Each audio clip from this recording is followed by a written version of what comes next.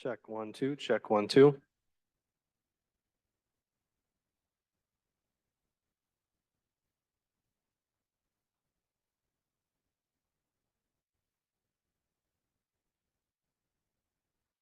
Check 1 2, check 1 2.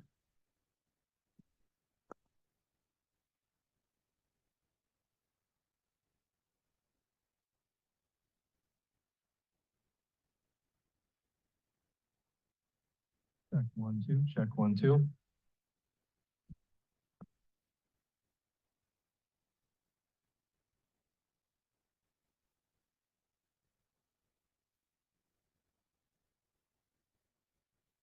Check 1 2, check 1 2.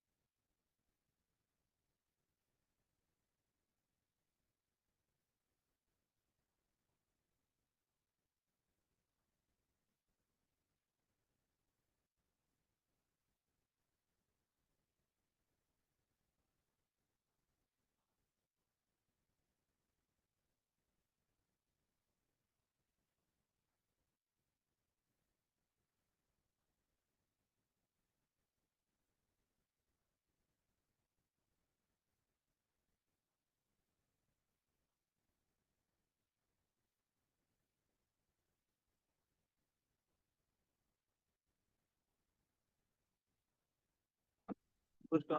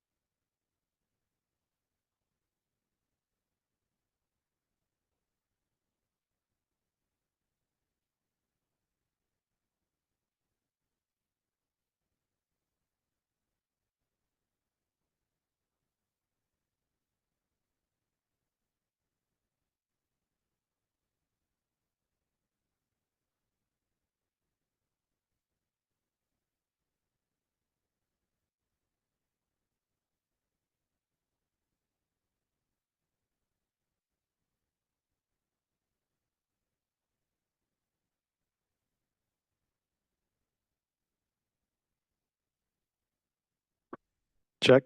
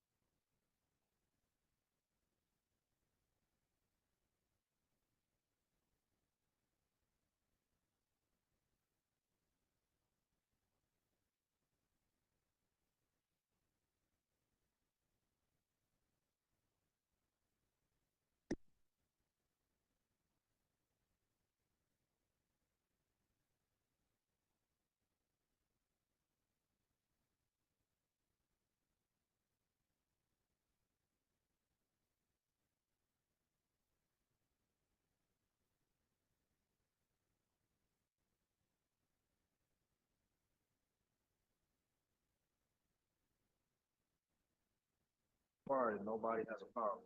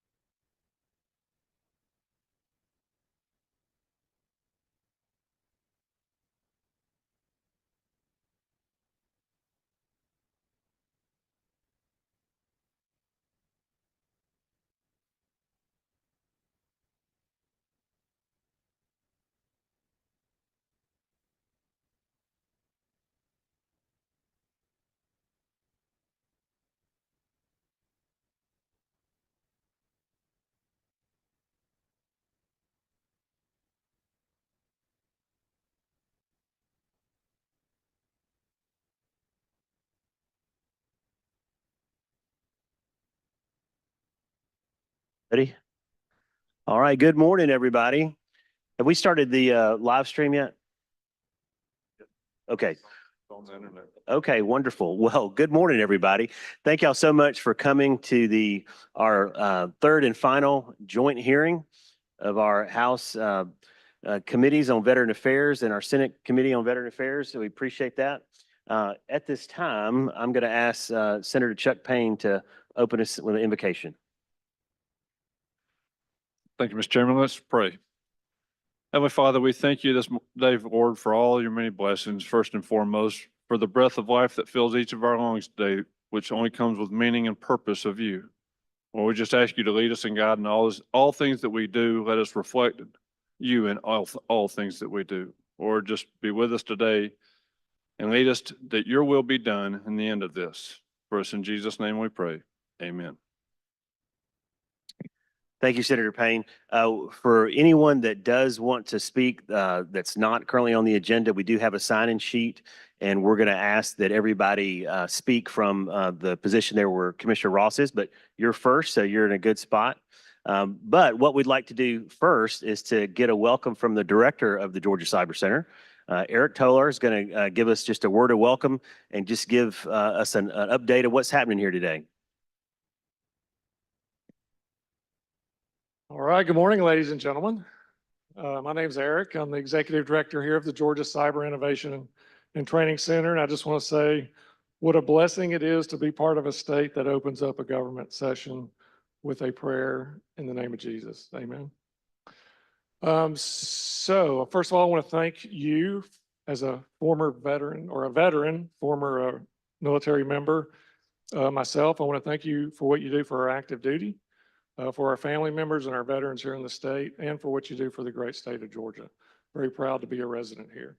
So I want to talk a little bit about what we're doing. So as far as a location in the United States, the Augusta region is very unique and special when it comes to cyber operations and intelligence operations. I'm not going to talk about all the wonderful things going on at Fort Eisenhower, which again is unprecedented in most cases, but the other national treasure that we have here in Georgia is the place that you're sitting in. And so why is that? So I want to go back in history a little bit and tell you why we're here, and it is about our relationship with the military. So when the U.S. Army made the decision to move Army Cyber Command, the three-star command from Fort Belvoir, Virginia, down to Fort Gordon at the time, back in late 2013, we had some senior Army officials that went and spoke with our governor, Nathan Deal at the time, and said, hey, we are excited to move to Georgia, but we need a little bit of help with workforce training and research and development for new cyber capabilities. So hence our name, the Innovation and Training Center, is kind of where that started. But we obviously have exceeded just our support to DOD. We now have Department of Energy here. We have the Georgia Bureau of Investigation Cybercrime Center for the state is here. We got U.S. Secret Service working with GBI, FBI across the street. We have two academic institutions with Augusta Technical College and Augusta University and their School of Computer and Cyber Sciences. So I think we're the only place in the state that has both institutions co-located, and we've aligned their degrees so that your associate's degrees lead right into your four-year degrees and beyond. And then 16 industry partners that are here in the two buildings that we call resident partners, and then probably another 20 industries that we're on teaming agreements with. And so all that is benefiting not only our military, we do have strong relationships. We have an educational partnership agreement with Army Cyber Command, where we're doing research with them and for them, both with our students and faculty. We have a memorandum of agreement with the Cyber Center of Excellence, where we're providing master's degrees for some of the officers that are going through training there. We also have training contracts with many of the units on Fort Eisenhower, to include NSA Georgia. So we're doing our part to support them. They're also doing their part to support us. So one of the things we focus on in education and training and solving that workforce challenge, if you didn't know, there's about 17,000-ish cybersecurity jobs that are unfilled in Georgia. And so we're really focused in our kindergarten through 12th grade space. How do we increase the interest and the output coming out of our high schools that are interested in these jobs. And so we're certainly training teachers, educating teachers. We're providing them curriculum, but where we're filling the gaps and where we've really hit the mark here in Augusta is on after-school activities and summer camps. And so when you look at our Cyber Patriot program, which we're the Cyber Patriot Center of Excellence for the nation, the instructors are from NSA Georgia, the Army's Cyber Protection Brigade, Navy's Information Operations Command, my staff, et cetera. So the military is volunteering their time to come in and teach our young people these skills. We also have a program here that's a nonprofit called Brown Girls Code that you may have, and many of the volunteers are also from Fort Eisenhower. So a large contingent from NSA Georgia helps educate these second grader through 12th graders who will be here tonight if you want to stick around. But they come in here every Tuesday or every other Tuesday night to get educated in STEM and then gain life skills. And it's making a huge difference in their lives. So that's on the education piece. And then finally, what we're trying to do and help the rest of Georgia. And so what we have taken on as a new task that we didn't originally envision is actually providing cybersecurity services. And so when we've gotten out to the local government, small businesses, we've realized that they are woefully inadequate in their cybersecurity. It's not fair for these small businesses and school districts, et cetera, to go up against nation state cyber actors. It's just not a fair fight. So what can we do to help them? Well, we've got one federal grant where we're focused on manufacturers. You may have heard of the Georgia Artificial Intelligence and Manufacturing Program, which is run by Georgia Tech. That's a U.S. Economic Development Administration grant. And so what we're doing as part of that grant is providing manufacturers with a cyber risk assessment, which is automated. It's not just a 6-page questionnaire that we guess. We do training for their workforce, a tabletop for their leadership, and we also do consulting so that cyber is integrated into their continuity of operations plans, as well as their incident response plans. Some of them don't have incident response plans, so we help them develop that. And the model we're using is university students as the majority of the workforce, led by an expert that, again, is a military veteran, did this for 30 years. And so we think that business model that we've now proven for manufacturers can work for everybody, whether that's any other small business, whether that's our school districts, a very affordable approach to providing security here locally in Georgia. And we can scale that to other universities and then scale that across the country. So that's one of those innovative approaches that we're taking here to help protect Georgians. So just wanted to share that, what we're doing here. The relationship we have with our military community here is second to none, and we're leveraging them to help the rest of the state. So again, thank you for your support and what you do. If you need anything while you're here, let us know and we'll take good care of you. So God bless you guys.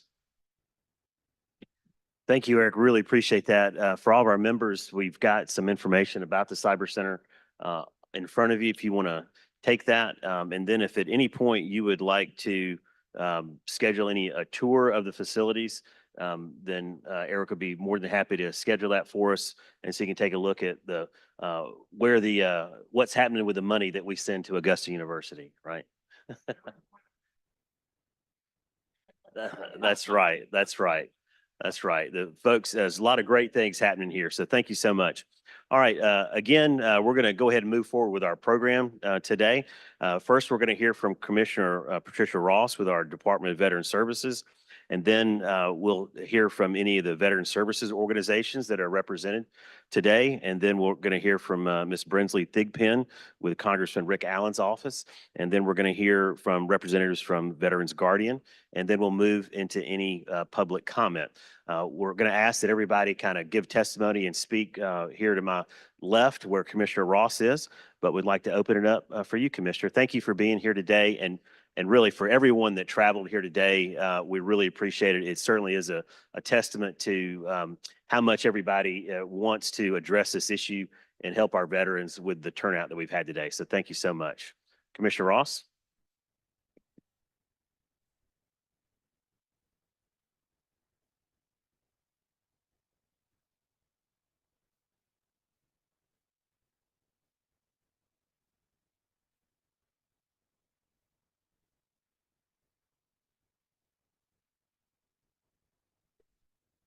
Let me try this again. Good morning. Thank y'all for having me and indulging me one more time. I'm mainly here to answer your questions, but I did want to say how wonderful it is to be in the Cyber Center. This is an incredible facility that truly is engaged in support of national defense for our country, and I'm extremely excited about all of the educational opportunities that they provide.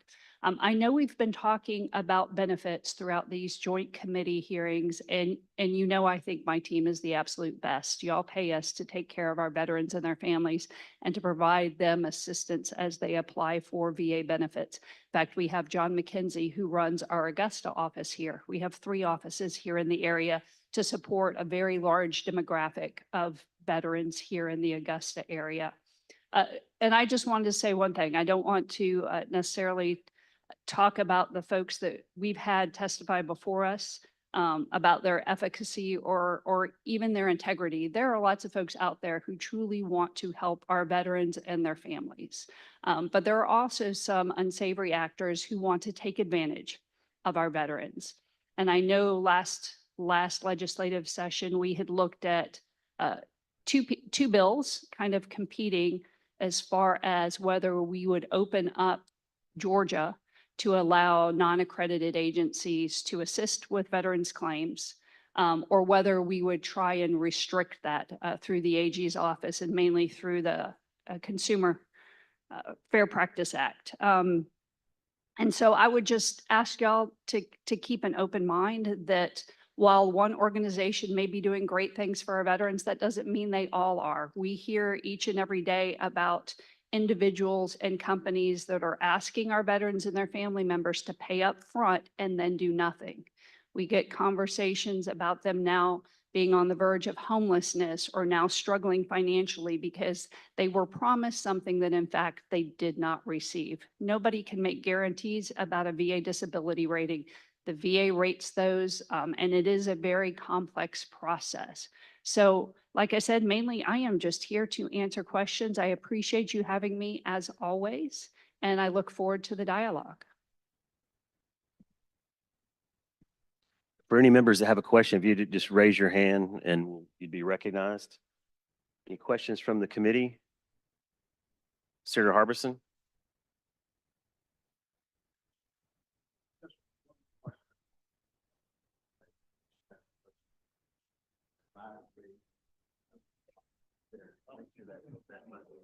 There you go. I'm green now. Okay, thank you. You got an idea or some input or eventually have some input about if that happens or if it's permissible, what would that look like as it relates to those agencies who would advise the veterans in the area trying to get their funding from the VA? Well, if it was permissible in the state of Georgia, now only Louisiana has passed legislation. And from what I understand, that has still not been enacted because there are some issues with that legislation. I've talked to their commissioner, their director of veteran service. It would open up Georgia to be in conflict with the federal law. And it would allow pretty much anybody that would want to charge for this service to do so in the state of Georgia. And you have to understand, we are now rising up in the ranks as far as our proportion of veterans here in the state. You know, we're just shy of 700,000. We have a lot of post 9/11 veterans who, of course, have some disabilities based on almost 3 decades of war.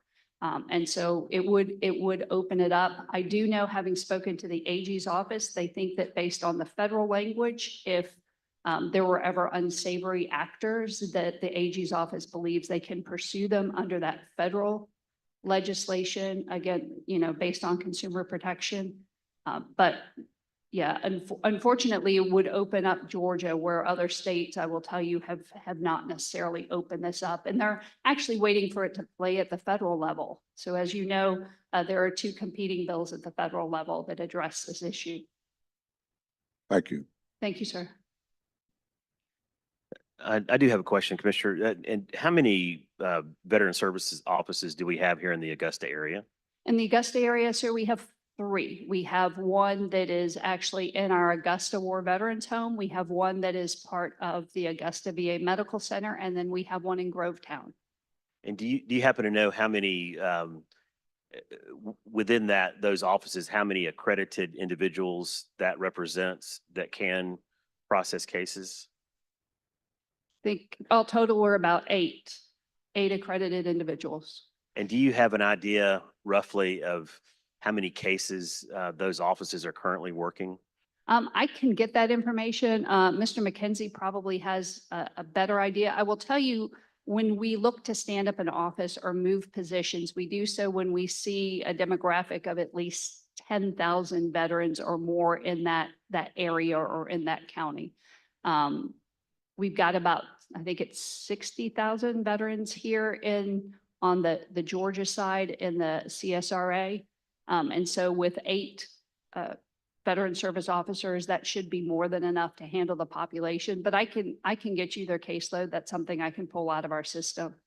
Yeah, I do think that would be helpful, as a part of this conversation is to understand, not only where the disbursement of our offices are, but what does that equate to as far as accredited individuals and what kind of caseload each of those individuals carries and kind of what those offices carry to understand, again, if we have more veterans than we're able to service, essentially. Yes, sir. I can get you that information. But like Okay. I said, based on our numbers and the demographics here, we have a sufficient number of accredited veteran service officers. Wonderful. Great. Thank you. Are there any other questions from members of the committee? Anyone? All right. Well, Thank you all again. I guess I will give up my seat and pass it on to the next person. yes, thank you, Commissioner. We really appreciate what you do. Thank you. Thank you. It looks like it's Mr. Dobbins. Oh, you sit there, Commissioner. Go ahead, not out of the stand. Good morning. Good morning. I'm happy to address y'all once again on behalf of the Veterans of Foreign Wars on this issue, but look into this facility. I have to tell you kind of a little short story. I'm a signal soldier. I grew up at Fort Gordon. I spent 5 years there, but now Fort Isider, but I taught there communications back in the 70s. It's just amazing where communications has gone with the cyber facility. I wish that I was young again so I could learn this new technology. But that's part of my roots of being a soldier. I'm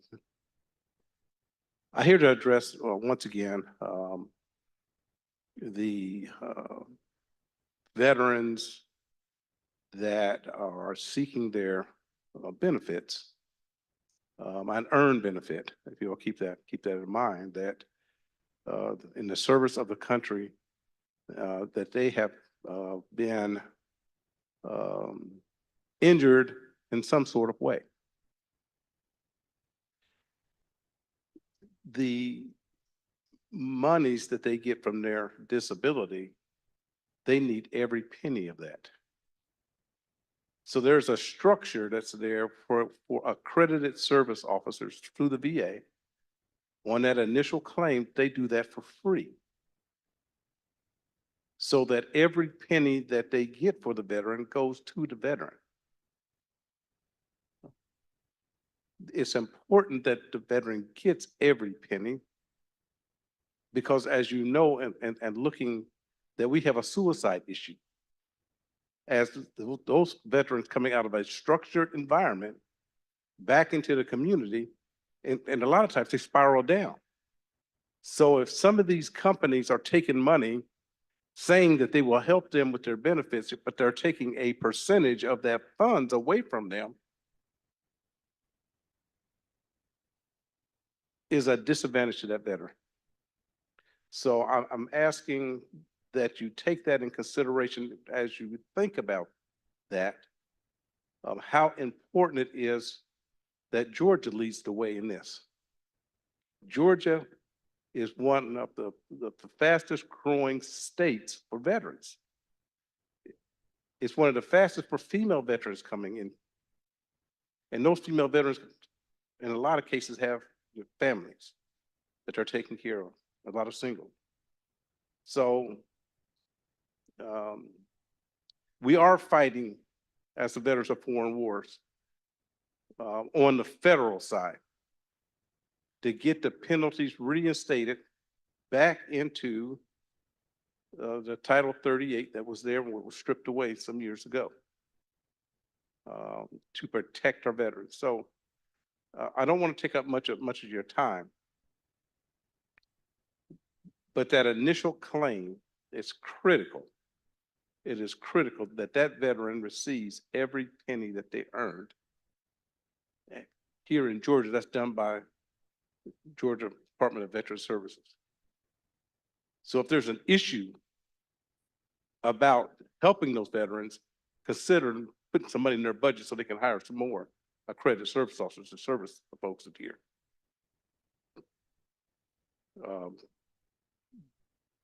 But we need you to think about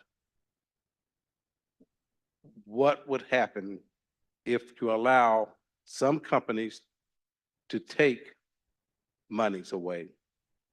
Because once you open that faucet up, there's no telling what's going to come here to Georgia. So with that, I rest my case and I'm available for any questions.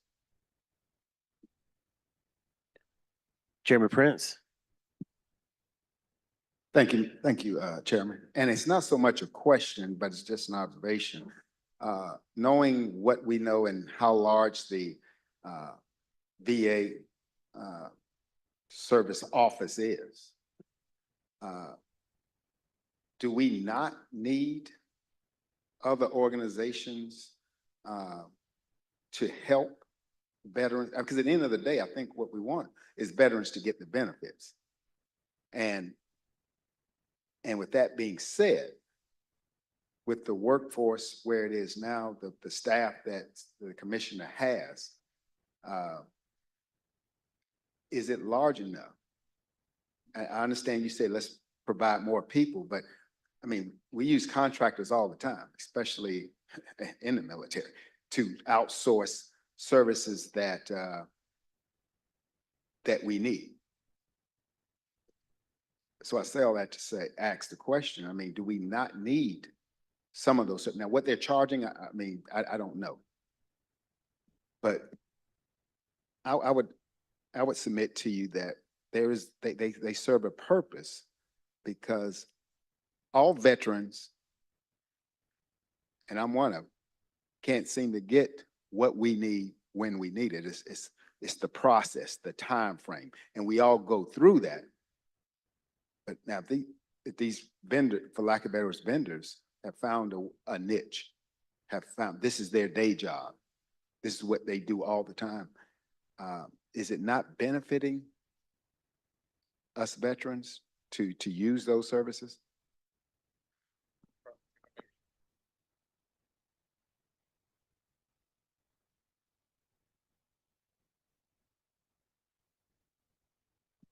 Yeah, I got it. Right. I agree with you, sir. It would be helpful for other organizations that help with veterans and their benefits, as long as they follow the federal law. There is a federal law in place with a structure there. The PACT Act, when it was approved, some of the greatest legislation in a long time, opened up a lot around toxic exposures and so forth. Well, all that money come into the PACT Act, and now a lot of folks are trying to get a hold of some of that money, unfortunately. No, I have no problem with other organizations helping veterans. The more, the better. But if they're charging the veterans, they're breaking federal law. And so, as long as they follow the law and they're doing what the VA says to do to be accredited, we're fantastic. The more people, the better. That answers your question, sir? Are there any? Go ahead, Representative Scott. Make sure that microphone is turned where it's green. There you go. Good morning. I'm State Representative Sandra G. Scott. I'm from Clayton County. I would just like to know, have you looked over House Bill 1323? And if so, do you foresee, we know there need to be some changes made in that bill, but can you give us some changes that we need in this bill to fix it so that it will be able to go forward?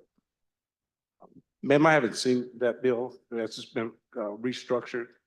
But if I could get it, I would love to take a look at it and get you an answer back as soon as possible. I'd like that to be reviewed by my Washington office, which are my experts, and then get you an answer back. If I can get a hold of that, I'll be glad to review it. Go ahead, Representative Davis. I'm curious, Representative Paula Davis, House District 87. Do we have any agencies that are tracking the data as far as complaints or businesses that have taken advantage of veterans so that we can see that there is a true need to regulate these third-party businesses that are supposed to be helping our veterans? Do we have the stats and the data to? Ma'am, I don't have the stats for Georgia, but I can get the stats out of our Washington office that placement coming in, through Georgia's a little bit different as it relates to service officers as far as the Veterans of Foreign Wars is concerned. Here, all of our credit support comes out of the Georgia Department of Veteran Services. In some of our other states, those accredited service officers work directly for either the VFW, American Legion, DAV. And so that support system is there. So I can get that data because that's coming directly, through our Washington office. So I'll see if I can do for you, get you that if I could. Any other committee members have any questions? I do have a few, if I could. Do you happen to know, again, roughly, how many accredited individuals that are affiliated with the VFW in Georgia? All of our accredited service officers are through Commissioner Ross. Our post service officers that we have are, all they could do is get the forms and then go to the local county office and turn that over for the individual to actually be put into the system, because that's where the accredited part is. So we don't work with that. Is that to say then that throughout Georgia, and we'll just talk about Georgia, throughout Georgia, that in any given VFW post, are there accredited individuals that belong to that post that are assisting veterans, or are they essentially helping them pull that application together and taking that to a veteran service office to get input into the system? Yes, we have Belinda Baldo is one of the accredited service officers that works for Georgia Department of Veteran Services. She is the VFW State Service Officer. So any issues as it relates to claims through our network are referred either right straight to Belinda, or she looks at it and see who is the closest county service officer that is accredited to be able to service that particular individual. And are we able to quantify how many folks are coming through the VFW as their kind of initial entry point to access benefits? Yeah, that data is by through the commissioner. She can say how many claims, the 2021s, which is the power of attorneys, that the individuals get through the VFW, how many of that is, or through the DAV, or through American Legion, or any other organizations that has asked for that support as a veteran for that particular service officer to be tied to them. But once again, they all work for the commissioner. But we got that data, so she has that data without doubt. And so again, I'm not asking you to comment outside of the VFW, obviously, but I'm assuming that there are other VSOs that are set up similarly, where they don't necessarily process that application, but they simply assist that veteran to get that application together. And then whether it's VFW, American Legion, or whatever VSO, they then take that to a state office for initial entry. Is that, you think Yes, that's sir. accurate? We have Okay. 93 posts in the state of Georgia, and there is a resource person. We call them service officer, but that's going to change because of the confusion. That helps that veteran say, this is what you need. You get a hold of your DD 214, you get your medical records that you have, that you may have, personally, and gather all that information up, because we know what they need. And then get that to the actual accredited service officer so that they can input that information into whatever that disability is so they can be rated. And do you have a sense of, again, just with the VFW, the kind of the veterans that are coming through the VFW for this service, kind of what is that veteran, what's the kind of the demographic of that veteran? Are they a younger veteran, little older, kind of what era, male, female? I mean, is there any, do you have any kind of, even if it's anecdotal, do you have any kind of sense So of? they are across the board. We find with the Vietnam era veteran in particular, they feel or felt that they were taking things away from folks. So we have a hard time to convince them that you earned this. This is, you're not taking away from somebody else. And so the older veteran is what we really concentrate on a lot, because the younger veteran are getting some of that as they're transitioning out of the military. We are asking right now for legislation to put an accredited service officer at every post so that they, as they transition out, to give them the help that they need as they're coming back into civilian life. But as to answer your question, we're dealing with veterans of all ages, all ages. But our hardest group that we're working with are that older group, because once again, they feel that they're taking stuff from somebody else, and we try to tell them no. And so we're getting them into the system as well. And understanding that the VFW is a nonprofit entity, how is it though that you are essentially marketing that service to our veterans? I mean, not especially veterans of my generation and younger. They may not even know anything about any of our veteran service organizations, right? So how is it that in the the VFW is marketing this service of being able to help veterans? How's that happening?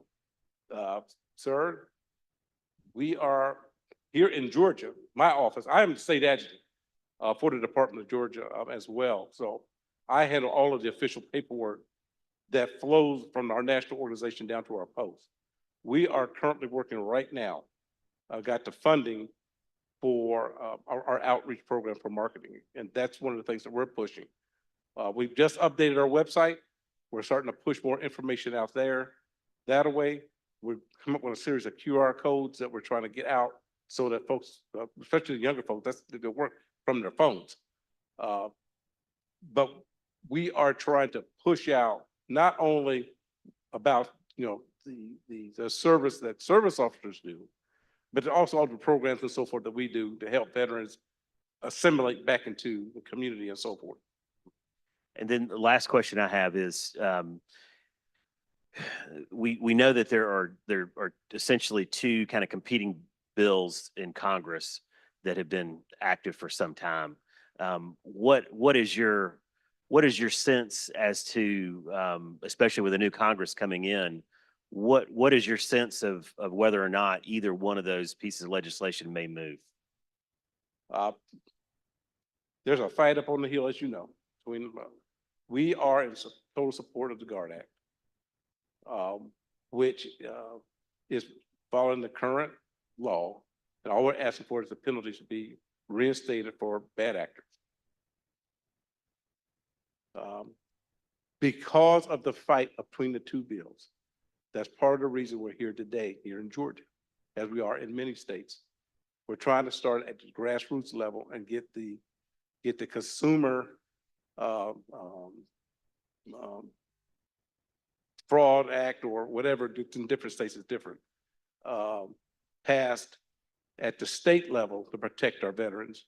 And as we do this state by state by state by state, we're forced the federal government to act. So that's part of the reason we need your support. And once again, with the population of veterans that we have here in Georgia, we affect a lot of lives. And hence, we want that federal law followed to the letter here. So we hope that legislation does that. If that answers your question, sir. It does. Thank you. Any questions from any other members of the committee? Senator Harbison? expand on some of the comments, especially about the Vietnam veterans. It was my experience in dealing with service organizations. For an example, the service organization would approach a lot of the Vietnam veterans and they would be rejected. That is the service organization. They wouldn't listen to them because they felt that, number one, they didn't want to fool with it. They say 20% of them, I'm going on with my life.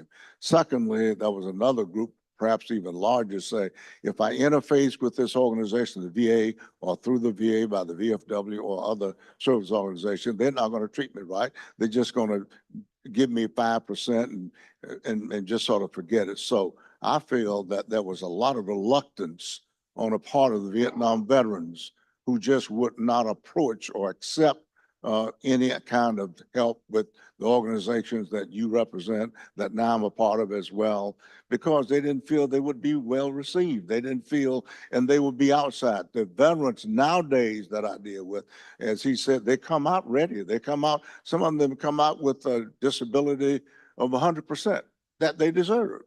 And so on and so on. But that older generation, World War II even, there were people who fought in World War II who will not access it or will not attempt to access it because they don't want to, quote, fool with it, because they don't want to feel weak or feel that they might not get something that they deserve, or people, they were not going to be mistreated. So they just avoided the process altogether. And I think that's worthy to be entered into the record as well. Absolutely, that's exactly correct. Thank you, Mr. Chairman. Great, thank you. Any other questions or comments? All right. Thank you, sir. Appreciate you being here today. At this time, I'd like to get Ms. Brinsley Thigpen down to the microphone. She is with Congressman Rick Allen's office, and she was gracious enough to join us today to give some input on what's happening with her staff. So Brinsley, if you could, what we'd love to hear from you is kind of how you and your staff are supporting our veterans now in terms of benefits, and then some of the some of the positives and some of the challenges that you have in dealing with the VA would be great. Just make sure it's green on that light. Thank you. Again, Brinsley Thigpen with the Office of Congressman Allen. He represents the 12th District of Georgia, which includes 24 counties in this area. Welcome to Augusta. I know Representative Gladney and Prince and Dr. Newton. We appreciate y'all being here and hearing from not only folks from the state, but locally.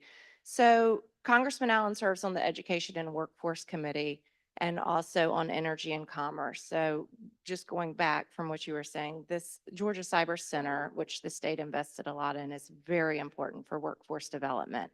With the move of Army Cyber here to now Fort Eisenhower, we have seen more and more folks retiring and settling in Georgia. So right now, currently, the congressman has 72 constituent services cases open dealing with the VA. He also has 2 of the 3 VA hospitals in his district. So the Carl Vinson in Dublin, and of course, Charlie Norwood here in Augusta. And so therefore, I do feel like sometimes we have a higher caseload than some of the other members of Congress because of the location of those 2 VA hospitals. On his staff, his Director of Constituent Services, who is on vacation today, who would be a better person to be here, is a gentleman named Paul Lynch, who retired from Fort Gordon after 23 years of service. He is a great resource to have within our office and for the veterans who do call our office. We do work closely with the VAs. There's a lot of good going on. There's a lot of complaints, as you all know. We hear it not only from the hospital level, from the benefits level. I'm trying to think, Congressman Allen's very supportive. Another issue, the VA cemetery. We are very interested in getting a VA cemetery in the Augusta area. How National VA looks at that as they look at a radius of where veterans are served, and they use about a 70-mile circle. And unfortunately, the circle where Augusta is where a lot of the circles overlap, and they're saying we only have about 1,200 unmet veterans in our community, which we know is not the case. Part of that circle even has the Savannah River, which is right here in that circle. So we know that with the amount of retirees here and the growth of veterans, that is something that we are interested in. The congressman has sent some letters to the VA secretary within the past month or so regarding a few issues with the Dublin VA. We do hear a good bit. They cannot seem to keep a director, and that's been frustrating for the staff and some of the veterans. And also some post-Helene issues serving our veterans here locally in Augusta and in Dublin. Is there anything else I can help with? Or try to help with or get y'all an answer? Yeah. So he does have a person on his DC staff who focuses on veteran policy who is also not here. Well, so you mentioned that you currently have 72 cases. Yes, sir.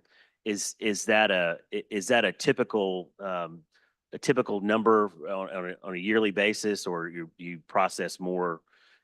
It is. I feel like we may have had a few since post-Helene, a few more come in with some employee. It could be an employee, not necessarily just a veteran of the institutions. So as well. So we've had a few more uptick in the past couple of weeks because of the impact of the hurricane and how things were handled with staff and appointments and so forth and so on. And do you have a sense of what kind of one of the biggest challenges in your staff dealing with the VA? Is it? Yeah, so there's always a delay, right? It's people apply for benefits and it takes a long time and it's very frustrating. It's frustrating for the veterans. It's frustrating for us as a staff because we want to be able to help folks as quickly and efficiently as possible.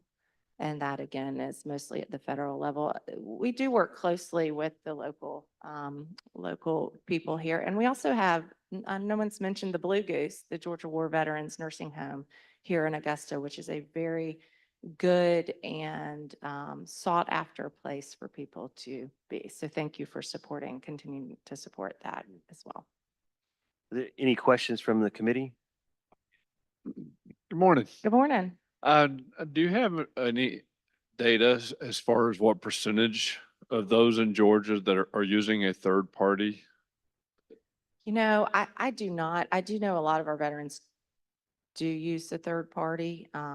And they're folks that will call our office, say, I'm helping this person, this person, this person, and then can you help them? We can't talk to that third party directly. We have to speak to the person. I'm sorry, I don't have a number on that, but I could look into that. Thank you. You're welcome.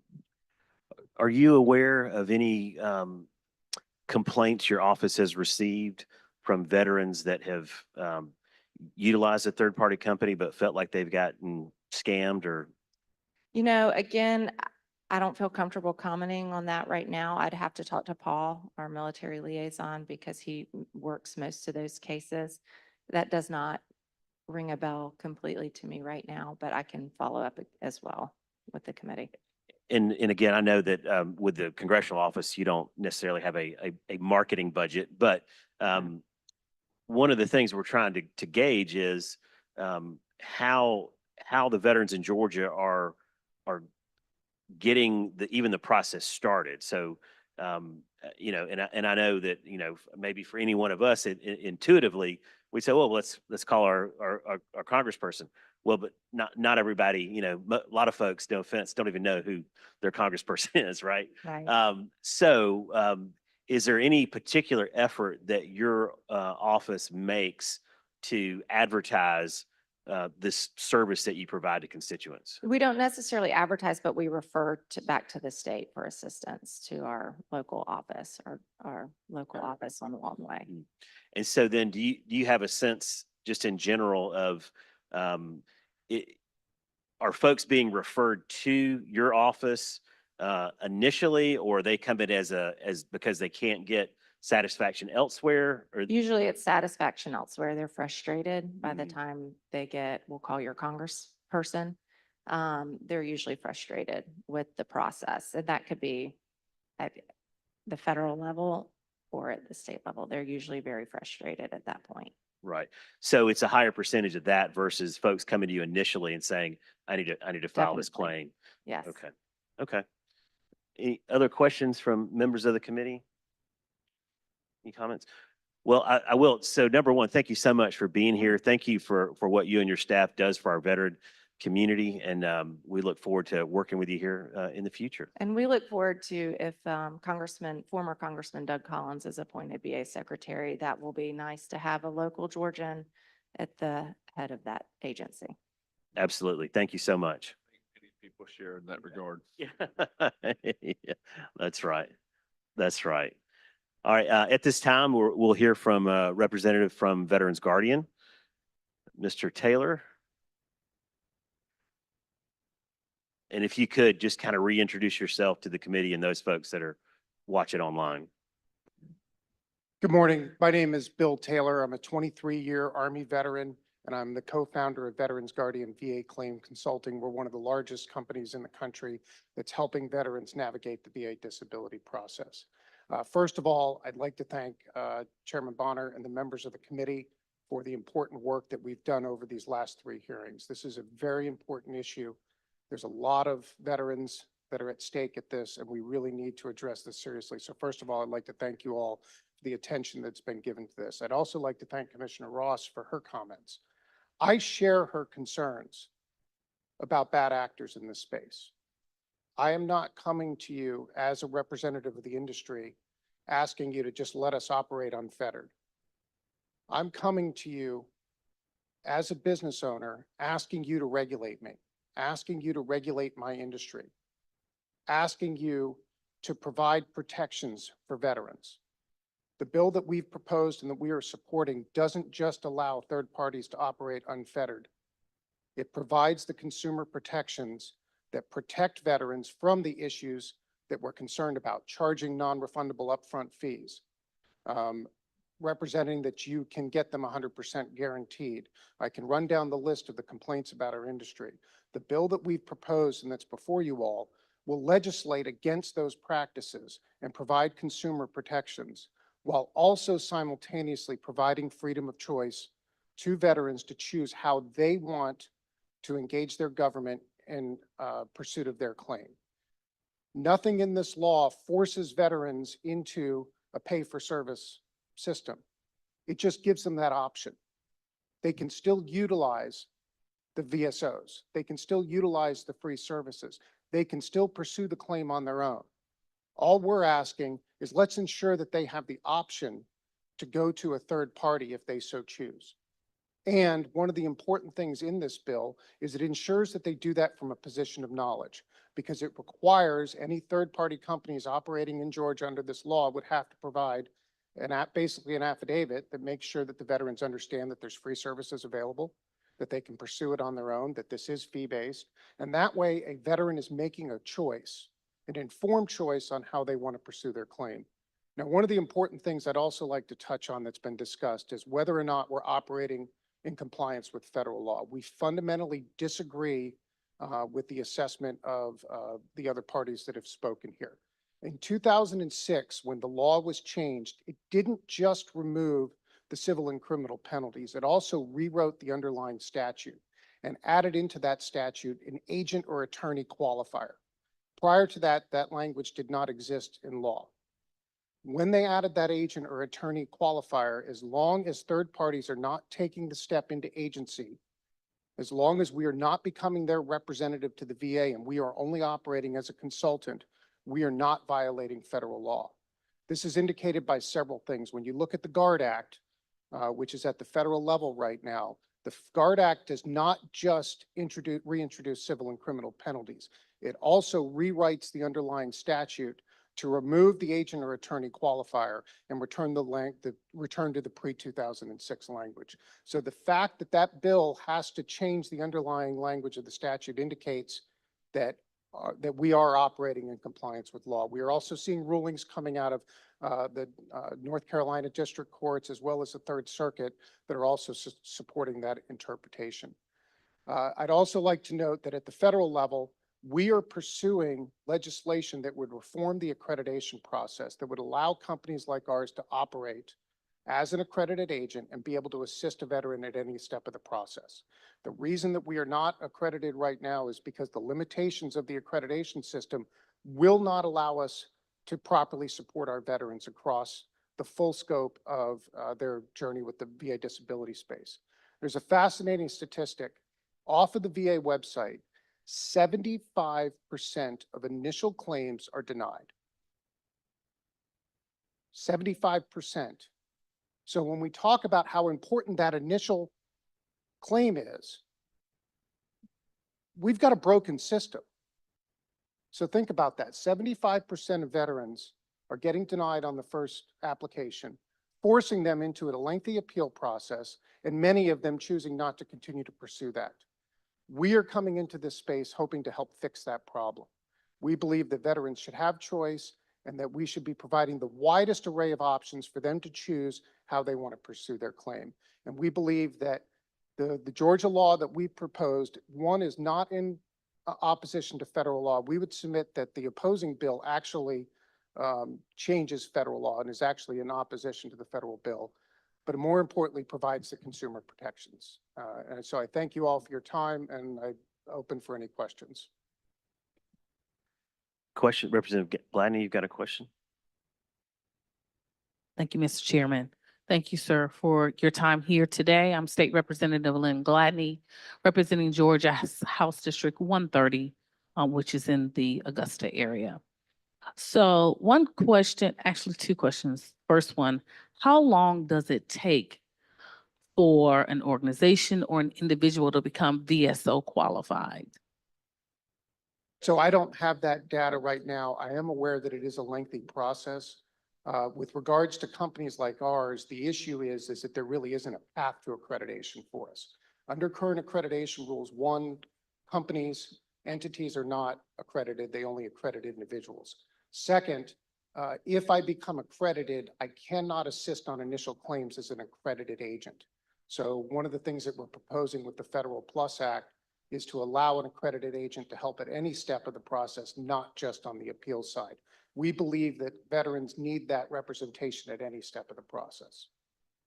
A second question, if in fact there is no address to the timeliness on the VA side in terms of processing, even though you have the ability to help a veteran with their initial claim, they still go into that log jam where it may be a year and a half, especially if it's regarding one of those issues that were surrounding the PACT Act, presumptive issues.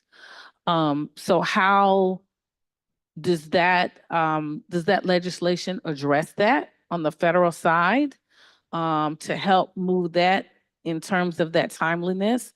And if we don't have an adequate VA staff to work throughout that logjam. I'm speaking from a perspective that, to the senator's here point a little bit earlier, my father is a Vietnam era war veteran and did not apply for his benefits until I went and stood in his living room 3 years ago and told him we're going to do this.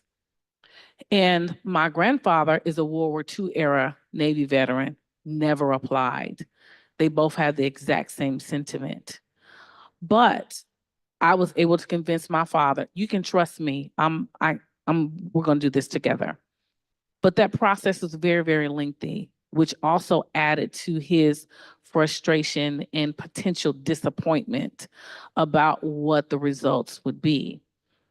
If we don't address that in tandem with the timeliness in the legislation, or, because locally at the state level, we don't have any ability to do that. Do you have a suggestion for that? You, sir. That's a great question, and it actually really gets at some of the difficulties with the current system. The biggest reason that claims are taking such a long time to adjudicate is incompleteness of initial claims that are being submitted, improper evidence. improper, don't have the medical records that are required, don't have the documentation that's required. Our experience with my company has shown that the system can work if the inputs are thorough enough to provide the evidence that's necessary to support a claim. My average client is getting a decision back in 85 days or less. 85 days. And we're running close to a 90% success rate. Now, do I have some secret access to the VA that allows me to do that? Absolutely not. Our claims are going in submitted by my clients. The difference is that we really push a fully developed claim. You heard my 3 clients at the last hearing testify to the thoroughness of our packets. The key to getting this right is figuring out how to get the initial submission right. You know, we're submitting packets that are 84 pages long, 66 pages long, 72 pages long. That's what my clients testified to last week. What is in there? I don't just expect the VA to go find the medical records.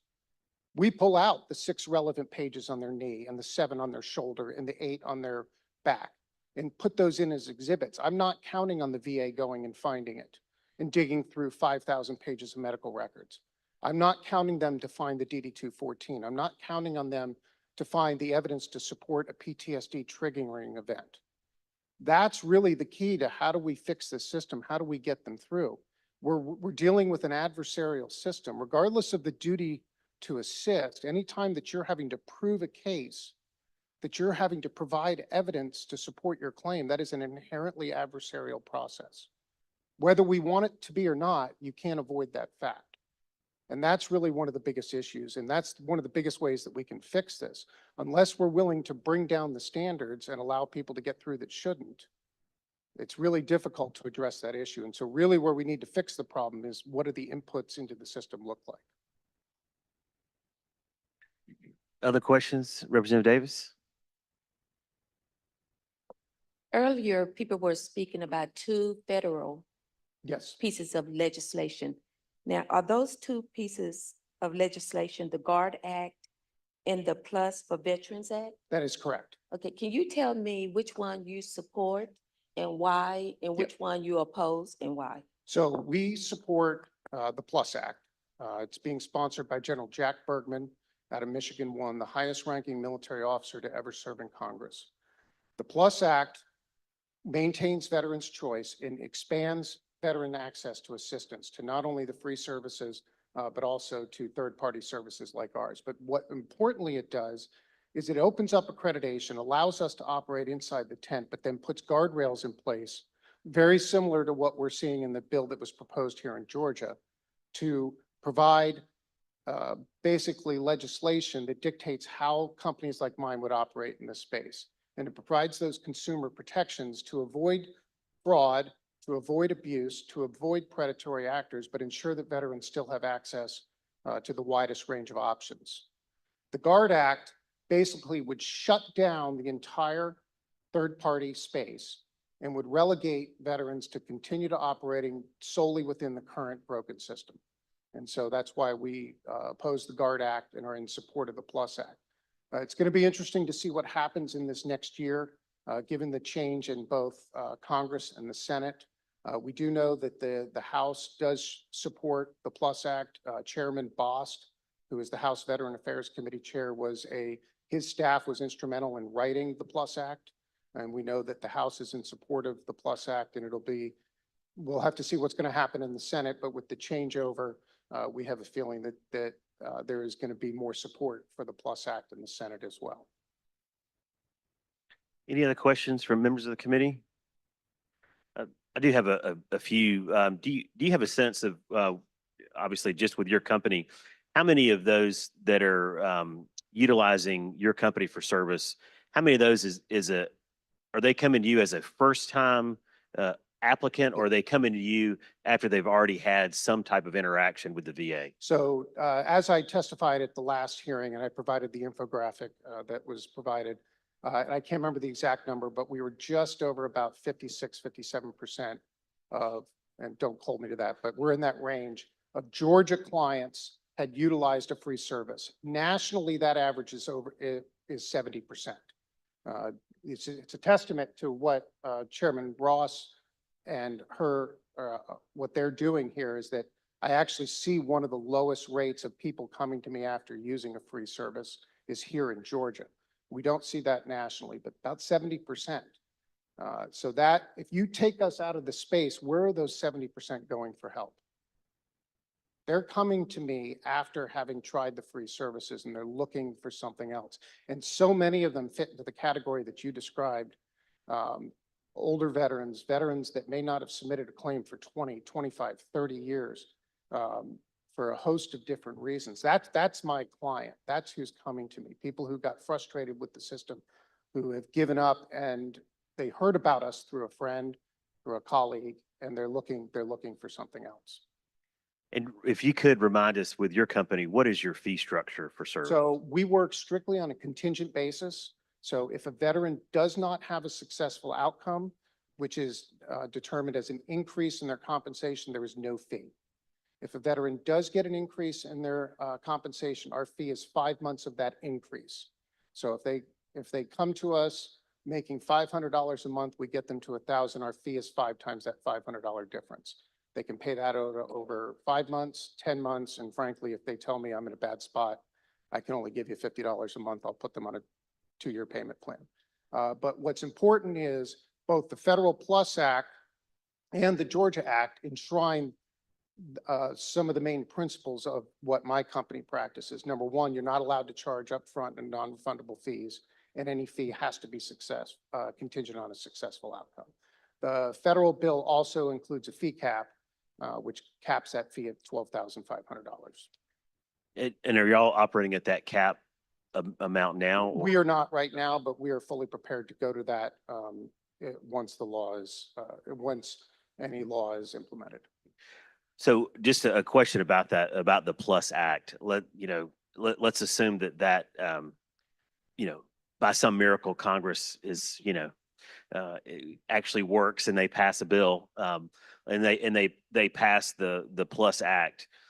It seems to me that even with that, there would still need to be some state level protection for that, right? I mean, again, there's certainly companies would be subject to federal law, but Right. they would not have necessarily there would be no state level protections, even if that federal law was passed. Not necessarily true. The federal law does include all of the consumer protections that we are looking at for the Georgia bill here. If Georgia wanted to go a little bit further, depending on how they did that, they probably could. But the really interesting thing about the Plus Act is it's not just open the door and let them come in and play. It's okay, you're going to come in, you're allowed to be accredited, but here are the rules that you have to follow. And I can tell you where that list came from. Everything that's in the Plus Act came from all the complaints about bad actors in the space. They're doing this, they're doing this, they're doing this. Basically, the VFW list was taken and we ensured every bit of that was legislated against. So now, if the Federal Plus Act gets into place, if companies like mine violate any of those rules in the legislation, then both the federal government can come after us and the states can come after us under a consumer protection. Thank you. Any other questions, Representative Martinez? Yeah, would you say your clients that you come, what's their biggest complaint? Why they're using your services? And is it more directly national or state? In general, it's never specifically about a state. It's really just about their individual case. And the typical thing that we hear from veterans is, I couldn't find somebody to assist me. I tried, I called, I couldn't get an appointment, I couldn't get time, it was too far away for me to drive. We hear a lot that I've tried 3, 4, 5 times. You heard that from my clients last hearing in Warner Robins, that I've gone with the free services multiple times and I got denied every time. So what we're seeing is most of our veterans are coming to us after a lengthy negative experience with the VA disability process. And whether that's through inability to get help from a VSO, poor help from a VSO. And that's not everyone, but that is an issue out there. That's what my veterans are saying when they come to me. Representative Davis? I just want to verify something. I see a testimony. You gave testimony to Congress in March Yes. 2023? I believe it was 22, but I don't remember that. But yes, I did testify before Congress. And I see this, but it has like 73 pages. Is that all of you or did they just add some more to it? I was just reading your testimony, so I find it interesting. Yeah, I can't speak to how much of that was me. There were several members on that panel. Okay, I just wanted to make sure it was your That was, testimony. that was my testimony, yes. Thank you. Any other questions from the committee? All right, thank you, Mr. Taylor. We appreciate you being here today. At this time, we're gonna open it up to any public comment. If anyone has signed up, or Commissioner Ross, you said you'd like to come forward. All right, if you would just introduce yourself to us. Good evening, good morning, everyone. My name is John McKenzie. I'm the manager of the Blue Goose, as they call it, the VSO office in the Augusta area. And I've been doing this for about 15 years, accredited. So I can tell you about accreditation and why it's important that it's established and well taken, because the knowledge of the stuff. And the reason everybody says the system is broken, because we break it. We break it by flooding the VA with all kind of stuff that they take time to do forever. And that makes the process for getting claims completed because you got to have the knowledge of what you're applying for and who to apply it for and how to apply it for. And now I just clear up something about accreditation, and especially on the federal level and the state level, because you got two different parts of it. Okay, we have to be accredited. We get annual training every year through the VFW, American Legion, and all of that. It's a process. That's how you get established accreditation. You go through those national organization that goes up to Washington and fight for that. Okay, and in that process, we have to do the same thing with the state, because we have a lot of state policies and stuff that we have to follow and do. And when people not accredited through those things, that's where you lapse and stuff. And eventually they come back to us. And like I said, we're kind of short staffed because we cover a lot of areas, especially in Georgia. So a lot of veterans here, like you said, close to 700,000. And not only because we're in Augusta, we don't just do Georgia. The commissioner will not allow that, because we got our neighbors right here in South Carolina we have to take care of, because they come to the VA hospital, the same thing, and up in Dalton, Columbus, all our border, Valdosta, all our border cities that we have to do other states. So it's a lot we have to do. And to keep people accredited to doing that, it's kind of hard, because you don't believe it, but Georgia Department of Veteran Services is a feeder for the VA system. We keep people about 2 years, they go and work for the VA because they don't learn everything and did everything the way it's supposed to be done.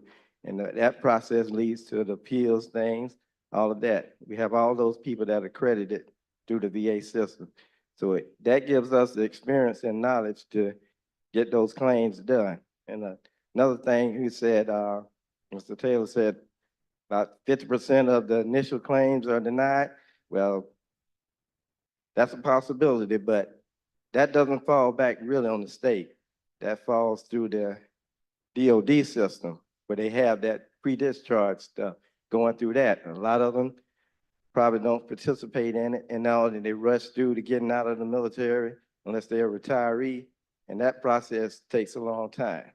If they skip it and say, oh, I want to go do it now, and that's another process that clogs up the system. But that's the things that when you, and back on that, just to make a comment on that, how can you say someone getting out of the military don't know where his first initial check coming to go and add another bill to his debt saying, I need to pay to get my VA disability? That's kind of hard pill for me to swallow there. You got to pay initially to start on that because the federal government, they take care of that from the start when you do that initial pre-discharge BVD claim. But the process for accreditation is needed. And because of all those reasons, and it makes the system broke because you got people that just send everything up in the system. And those VA folks, they are backed up. Atlanta, that's probably the busiest regional office besides the ones in California and Florida. And a lot of the claims from Atlanta, they have to outsource them out to the smaller stations, regional offices like Nebraska, Iowa, those that don't have, and that's when you get a lot of difference in the results of the claims. And say initially, yes, you got a lot of people that don't do claims, like Representative Glenn say, the older veterans, I get a new Vietnam veteran every week that never did anything. Say, oh, I didn't know about it. I didn't know I was eligible, stuff like that. But those people that we need to help, and it takes somebody to say, okay, this is what we need to do for you, and this is how we need to do it. I hope I shed a little light on that. So if have Thank you, any Mr. questions- McKenzie. We do have a few questions. Chairman Prince, you've got a question? Yes. Thank you, Mr. Chairman. And thank you, Mr. McKenzie, for testifying. And I know the gentleman earlier mentioned about 85 days. I think it was his turnaround. I think, is that what I heard? Close to 85? Okay, good. Around average. What would be for, and I say your office, but because I know you, like I said, you handle South Carolina, you handle, I mean, just whoever comes in as a veteran. What's the average turnaround? Okay, the process in the last 4 years has elevated. Okay, like I said, a full developed claim. Okay, we do a claim today, that veteran's gonna get a notice next week or 2 weeks saying about his exams. Once the exam complete, then the claims. They're on the scale. If there's no difficulties with that full developed claim, all the evidence and stuff is on hand, where that means he don't have to request for release of information for outside sources of private care. If all this care is at, say for instance, Eisenhower or the VA hospital, they can get that evidence right there on the spot.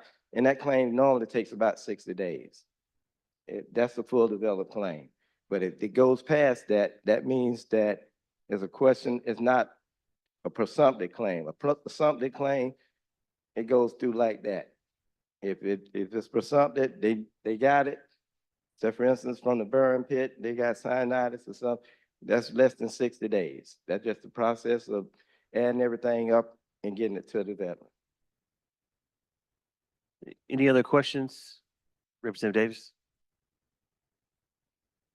I need to know, are you totally against third parties assisting veterans? Or would you support third parties if they have to go through the same certification as you do?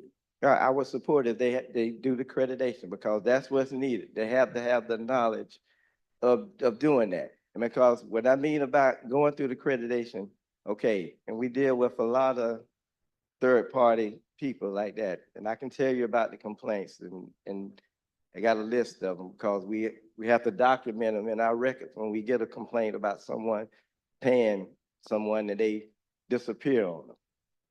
But the reason I would support it because, like I say, the overload of everything like that, but they need to know what they're doing and how they're doing because a lot of the third parties, especially attorneys, a veteran come in our office and say, oh, I need this and I need that.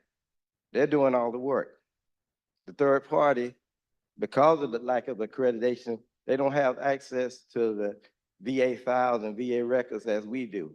We can just go in the system and look at and see what happened, why was he denied, and what evidence they have and all of that. That third party don't have that.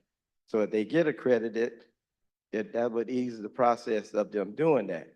But like I said, it takes a process to get accredited. So if they allow them to do that, and some third parties are accredited, they can go in there and do that. But that's the only way I would support it, if they get accredited and they've been doing the work themselves and not letting the veteran go out and do all the leg work. Okay, Representative Scott again. I hear you talking about, the veterans and the claims that they submit. I could say that I submitted claims back in, I guess, 2015. Okay, and then when I got my rating back, it said, just all zeros. But then I received the paper later saying that they did not look at my records. So, that was confusing within itself. You give me 0, 0, 0, 0, 0, but then you didn't look at my records. So I did go to a third party. But first of all, I just said I wasn't fooling with them no more because it was twice in a row that I had gotten the same thing. And so then I did go to a third party to have mine done again last year. And then I had a different outcome. So, I understand what you all are saying about the pen and doing this and doing that. But, it just amazes me how the VA go through people's records and don't really look at the records and just go down the line and could give people zeros. And then they tell you that we didn't look at your records. That's amazing to me. Okay, just got one question, not to say anything red. Do you understand what a zero means? Yes. Zero means service connected. So they had to look at your records to make it service connected. The zero is the level of the disability. That means that it's recognized as a disability. And if it get worse, you can file for an increase on it and it goes up. But they looked at your records and found out that it was service connected. So that's why they gave you a zero. Okay. Questions from anyone else?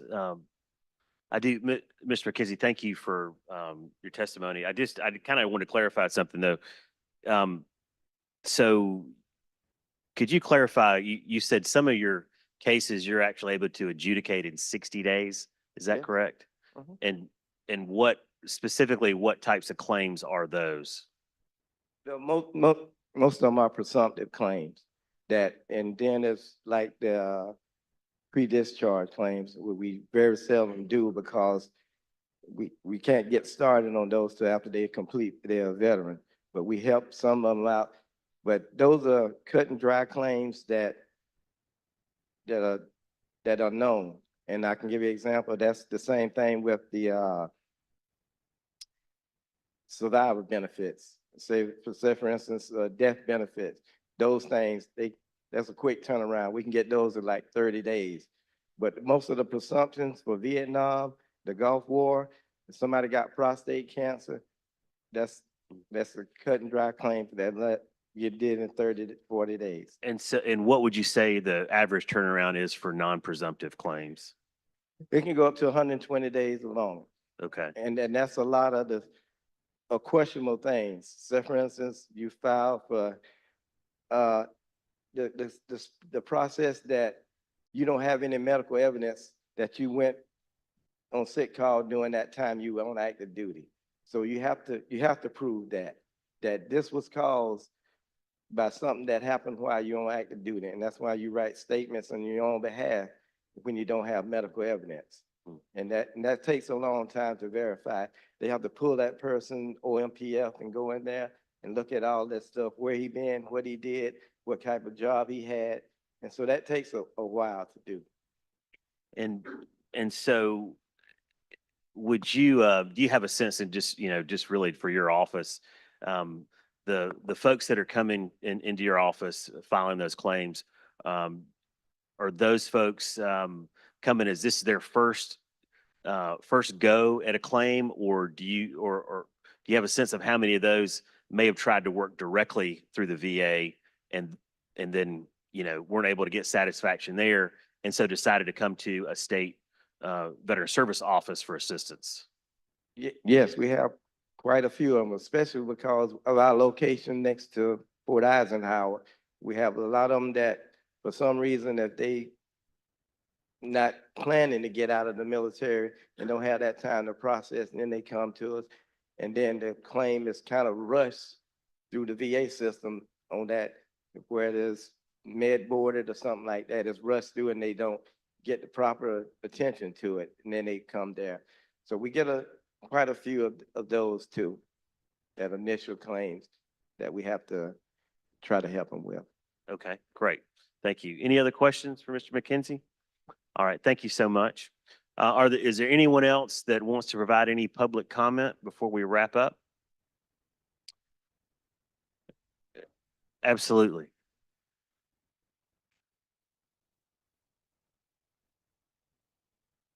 Once again, Tony Dobbins, just the one comment. There may be 75% of the initial claims that may not be approved. But keep in mind, through va.gov, anybody can submit a claim. So not necessarily are those claims working through a third party or an accredited service. So keep in mind that some of those disapprovals on initial may be folks trying to submit their own claims into the system because they have access. Thank you. Thank you so much. All right, at this time, you have another comment, Commissioner Ross? Go ahead.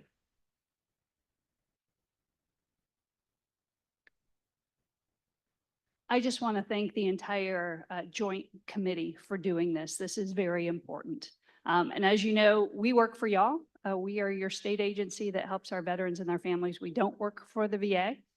We have to work within the system, which we all know can be a challenge regardless of who you are. And so I just wanted to take this last moment, because I know this is the last session, to just thank each and every one of you for caring so much about our veterans. So thank you.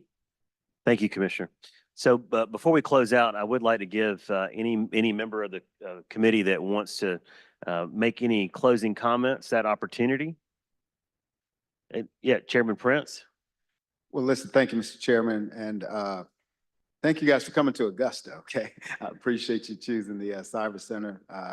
We'd love to have you guys down here, not just for the Cyber Center, but for everything we do that the state supports here with Augusta University, the Medical College, and everything else. But I want to thank Commissioner Ross and her team for the work that they do, because as she mentioned, they work for us at the state level. They are not the VA. They have to file just like third parties and everyone else. So they're an agency that we support, and we should be behind all the time to make them, because we stood them up, the best agency that they can be. So, you know, we're committed to you and your agency and supporting you in everything that you guys do. So thank you. Thank you, Chairman. Okay, I would just like to say thank you all. Hey, I'm sorry. Go. We're gonna go in order here, Representative Scott. So here. Oh, okay. Go ahead, Representative Clark. I was gonna say, I think it's been awesome traveling the state, just hearing from all sides. And I think whenever we're thinking about passing legislation and impacting positively for the veterans, we need to be hearing from all sides. So I was gonna say, it's been great hearing from everyone. And thank you to all the organizations. I know you love our veterans and you want to help them out. So just thank you for that. And looking forward to this next session, seeing what we can do to continue to move Georgia forward on putting veterans first. And thank you, Chairman Bonner, for all your work on this and the entire committee. So thank you. Well, I'm an old Vietnam veteran along with my friend here. There's only 3 of us left in the legislature. But the truth is, I heard about half of what was said here today because I've got tinnitus so bad I can't hear very well, and I can't discern unless people speak perfectly clear. Like he said earlier, I've never submitted a claim. I survived 13 months in Vietnam and came back to the United States and served as a weapons instructor at Parris Island on the range every day. Very obviously in Vietnam, we didn't use any type of noise suppression. And I was very interested to hear from the colonel there about, I was unalterably opposed to third parties until I heard some of the testimony at the last meeting and some of the people that got up to speak about what had transpired there. I had a good friend who used to work with me who also served in the Marine Corps, never went overseas. And he told me he was getting $800 a month for his hearing. And that was probably 20 years ago. And I've never followed through and been very fortunate financially, I guess, in life, and never thought that I needed. And there were a lot of people that I saw from the Vietnam era that very obviously needed it more. But I'm very appreciative. I used to be chairman of this committee about 8 or 10 years ago. And to be honest, I moved on because of the frustration I had with trying to get people through the VA claim system. And I was constantly bombarded by emails and calls about they had problems that were very obvious and they just couldn't get anywhere with it. And so I'm very thankful the chairman has done a great job in organizing these. I'm glad our senators came along too, but it's something that's very necessary. And I'm afraid so many people, particularly in the Vietnam era, I was always kind of embarrassed to think that I even did it. I never got hurt. I tried to get a Purple Heart one time. We were going through Littleville and I got bit by a rabid dog. I bent down, he came up and you know, it was a Viet Cong infested village and we knew it. But this little dog was 6 or 8 months old, he looked like, and he came up and I bent down to pet him and he bit me. And another Marine hit him and knocked him away and he bit him. And the corpsman killed him, we killed him, and the corpsman cut his head off and sent it down to Da Nang, and they sent word back, put us both on the next chopper headed south, that we had to go through the rabies series. But I said, well, I ought to get a Purple Heart for that. And they said, you know, the law says that it has to be very specifically at the hands of the enemy. I said, well, he certainly wasn't an American or one of our allies. And he was in a Viet Cong infested. I think he was the enemy, but you know how far that went. But I really appreciate, as I said earlier, everybody coming together and trying to work this out. There are a lot of people out there that really need help. And I, for one, am very interested in the process that you use. It was a breath of fresh air to me, and I appreciate what you do as a longtime veteran and being, and I served 30 years, a lot of it in the reserves after the fact, but I went to OCS and I was turned down initially because of my hearing, and they gave me a waiver. I couldn't go into certain fields, but they allowed me to do it, but it's gotten worse over time. And I just probably want to talk to you a little bit afterwards. Thank you. Thank you. Senator Harbison. Thank you, Mr. Chairman. And thank you and Senator Payne both and all members of this committee for holding this committee and traveling here to hear the concerns of, I think, the heroes of our country, our veterans. I also, I have some issues with the payee thing, or I had coming into this, and I really now have an open mind about it. I really do. But the hurdle that I keep hearing from the commissioner is about the illegality of it. And I just want to some kind of way reconcile that in my mind about how we go about it. But it makes sense to me that I know so many hundreds and even thousands of veterans who have applied, legitimately qualified, and I guess they had, quote, bad paper some kind of way. Not that they were not suffering, not that they didn't deserve it, but maybe that somebody missed something. Well, if they missed something, they got bad advice going up. So if the payee people can correct that and they get 100% or 80%, 80% curative rate, it's kind of hard to argue with that and deal and compare that to the suffering of our veterans in this country. I'm for our veterans, and whatever I could do to help them, I'm down with it like 4 flat tires. So I just want to let you know that. So thank you, Mr. Chairman. Thank you. Representative Gladney. Thank you, Mr. Chairman, for your work and all of my colleagues on this committee. Thank you all for coming to Augusta, our home, my home, and where I went to go see Mr. McKenzie when I first moved here 20 some odd years ago. Did a fabulous job. I'm going to date you and age you right there. It's okay. Because I was what, 22 then when I came here. Nonetheless, they do a wonderful job. Commissioner Ross has always been a wealth of information for our community. I see veterans come through my local office. What I do in my regular everyday hustle is the tax commissioner's office. So veterans come through our office when they get their letter attesting to their benefits and their eligibility, whatever that status is. And they want to get that benefit, whether it's on their property tax or their motor vehicle, they're entitled to that. They're entitled to those plates that they can don on their vehicles. Those are things that I'm very, very proud of what the state has done to offer that to veterans and support that and advocate for that always. But I can definitely see a point here where understanding that competition has always worked better for any space. It makes everybody better. It makes everybody have to trend upward. I think that we have to be very focused and intentional on how we make that safe for veterans in the same space. But I know folks down there that do great work. And I know folks who are out of the service who do this for their family members or other people. And it takes a lot of time to do. And I've been in Mr. McKenzie's office where I'm waiting and the next person is waiting and the next person is waiting. And sometimes that takes an hour or greater for Mr. McKenzie to review certain documents. And that's because he is doing the very best he can to review that for accuracy. But understanding that we have to find a balance in terms of offering for the entirety of our residency here. So thank you for your presentation, and hopefully we can find a way to make this work for everybody. Thank you, Mr. Chairman. Thank you. Representative Martinez?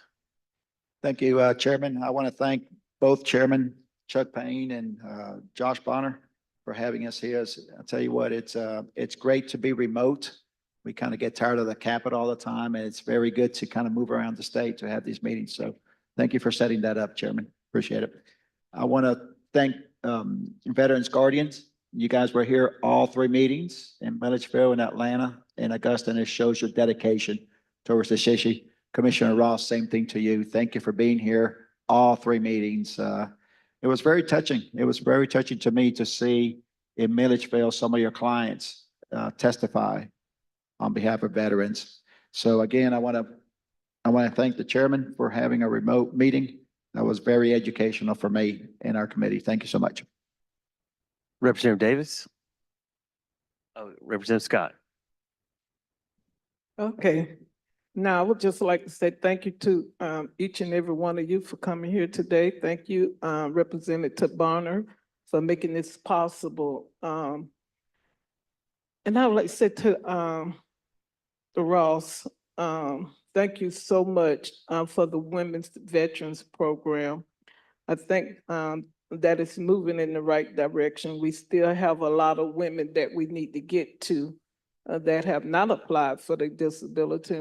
And we have a lot of homeless female veterans and veterans, and the number is continuing to go up with our homeless veterans. So it is my hope that this session, we could find some way to try to assist our homeless veterans, because I am a believer that no veteran should be homeless in the United States of America, and definitely not here in Georgia. So I am looking at ways of something that we can do to help our homeless veterans. Thank you. Thank you, Representative Scott. All right, Chairman Payne? Thank you, Mr. Chairman. And I wanted to take the opportunity just to thank everybody that's been here throughout. And I would also just thank the veterans committees of both the House and the Senate. And thank you for each one of your dedication to this committee, our committees on respective sides. Because I think that even, as bills like HB 1323 don't move, at least they start conversations. And the more we have those conversations, the more we get to places where we get somewhere that get to good language and good bills that is palatable to everybody involved. And at the end of the day, we're making sure that we're serving those men and women across our state who have served our nation and our state with their lives on the line. Just wanted to say also that know that we are committed. Both these committees, House and Senate, are committed to ensuring that the veterans of Georgia are served and the promises made to them. I think that that's one thing that we all can recognize, the fact that that 75% is 75% just shows that there's, of all initial claims that are denied by the VA, that just shows that there's work to be done. And we got to realize that number is not acceptable. And we've got to make sure that those that are, like I said, I always like to fight for, I was a probation officer after the Army, and I said, I like to fight for those who have no voice. And certainly it's those in our ranks that have come home and oftentimes find themselves without a voice. And also just thank the HB 1323 and the bills like HB 1323, though not signed into law, those are great platforms to have conversations. And that was the purpose. That bill is why this committee was started. And so just know that we're going to continue to fight and continue to make sure that those men and women in our state, and we make Georgia the most veteran friendly state in all the nation. That is my goal at the end of the day. Mr. Chairman. Thank you, Chairman Payne. And we do appreciate what the Senate is doing with your Committee on Veteran Homelessness. And we look forward to that report so that as we move into this next session, that's something that we'll be able to address. So appreciate your work on that. I would like to just thank a few folks. I'd like to thank Chairman Prince for helping organize today's hearing. I'd like to thank the good folks with the Georgia Cyber Center for accommodating us. I would also like to thank our committee analyst, Amber Mack, for all of her hard work, both in session and out. My admin, Ronnie Pouliot, for helping organize everybody getting here. All of our House and Media Services folks that have been working so hard to make sure that people can hear and see us. Our Legislative Counsel, Vince Wagan, for coming out today. We certainly appreciate that. And then I do appreciate all the members of both committees that have made it a point to travel to each one of these locations, and all of our members that have joined us online as well. It's one of the things about this issue is that everybody understands and wants to help our veterans. I think everybody understands that we are dealing with benefits that have already been earned, and we are working collectively to ensure that our veterans actually see those benefits that they've already earned. I will just express one frustration that we've had is this is our third hearing in our third location, and it's the third time that we have invited representatives from the Veterans Administration, and this is the third consecutive time that they've refused to show up. In fact, they've even refused to provide any data. And the challenge with this issue is all of the data is being held by the Federal Veterans Administration. I've expressed to them that this is a friendly committee, and we're a bunch of friendly folks that all we want to do is get the information we need to make the best decision possible. But unfortunately, for the third consecutive time, the federal VA has refused to show up. And frankly, I find that, I just find that abhorrent. I find it disgraceful. And I think that our veterans deserve better than that. So I'm looking forward to some changes in that administration, and hopefully with having a great Georgia connection with Congressman Collins getting appointed to that position. I certainly hope and pray that there will be some changes. Again, I just can't express my frustration enough that we have taken our time and energy to open these hearings and try to get all the information possible. And for the third consecutive time, our federal partners have failed us. And to me, that tells me exactly what our current VA thinks about veterans in the state of Georgia. So I will let you take that for what you will, but I think our veterans deserve better. So again, we thank you so much. We will continue this conversation as we enter into session in January and look forward to additional input from everybody here. So with that, we will adjourn the hearing. Thank you for coming.